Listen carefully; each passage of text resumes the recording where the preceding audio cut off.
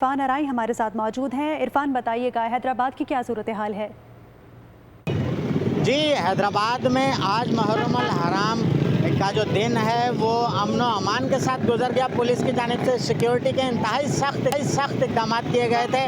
شہر میں 100 سے زائد عزاداروں کی جانب سے ماتمی جلوس نکالے گئے جو اپنے مقررہ راستوں سے ہوتے ہوئے اختتام پذیر ہو گئے ہیں۔ پولیس کی جانب سے یوم عاشور کی سیکیورٹی کی تیاریوں کو حتمی شکل دی جا رہی ہے۔